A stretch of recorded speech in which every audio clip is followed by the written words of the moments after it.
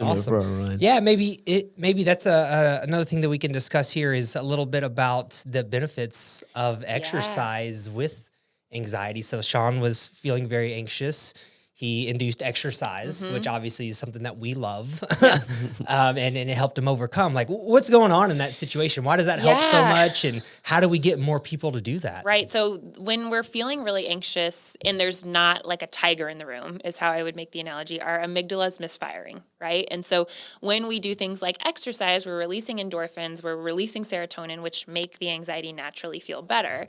I am another person, and I'll just kind of share a personal example that really loves exercise. I feel better when I do it. I competed in back up, like in the 2020 Olympic trials for the marathon. And at that point in time, my exercise was not in a good place because I relied only on that to help me regulate my anxious moments. And so when you think about like OCD, for example, what I primarily treat, individuals have an obsession and then it causes them anxiety, right? So for me, I had this idea that I can't tolerate anxiety unless I exercise, and then I could feel better temporarily, but then the next time I felt really anxious, well, let me just go run a mile around my block to regulate my anxiety. That's when I think we don't really talk as much about this end of exercise being unhelpful because it's your only coping skill. So I had to do a lot of my own work to learn to regulate my emotions in another way, and have more coping skills by knowing, like, I don't need to just get rid of my anxiety every time. I have to let it be there, and can I still function with it being there? And then that's what slowly made it subside. I just share that because yours was a very healthy example of using exercise to kind of get through some hard things. And I thought of, well, let me share an example when it was kind of in an unhealthy place because it was the only coping skill that I relied on. No, So I love that. Yeah, that's not a healthy way to Right. handle We it. all have to have more coping skills because what about on the day when I'm at work and I have like a really tough patient that I'm seeing? I can't just like leave the office and go run 2 miles. I've got to learn to sit with that and cope with it in a different way because I can't always have that one coping skill. Well, let's talk. What would you do in that situation then? Yeah, I think it's more about teaching your brain that your anxiety is not dangerous, right?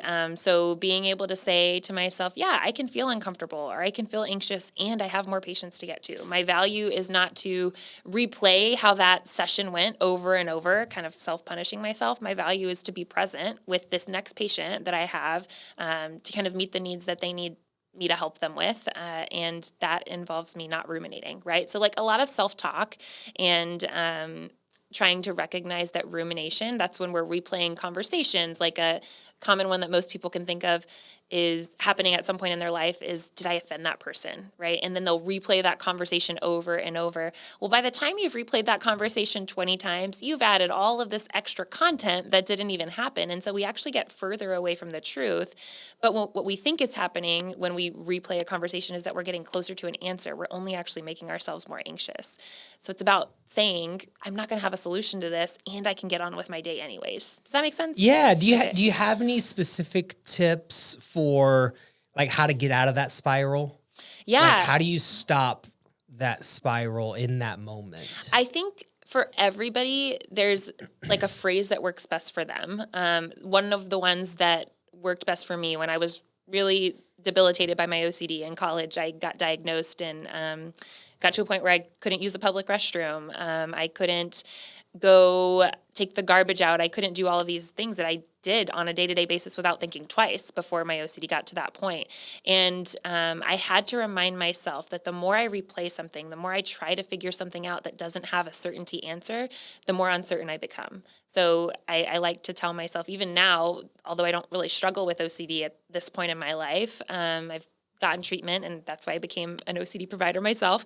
But even now, I find myself just ruminating, because that's what humans do, about things that are not helpful to ruminate about. And I'll remind myself of this statement: you get clarity when you stop trying to get clarity, right? So if I am trying to figure something out when I'm anxious, well, our insight isn't there. That's why we tell people, if you're really angry with your coworker, don't send that email right then, right? Write it out, read it again tomorrow, change what you need to tomorrow when you have more insight. And so I think we try to solve the world when we're feeling super anxious, and that's only going to keep us spinning. We have to wait till our insight comes back, then we can think more clearly.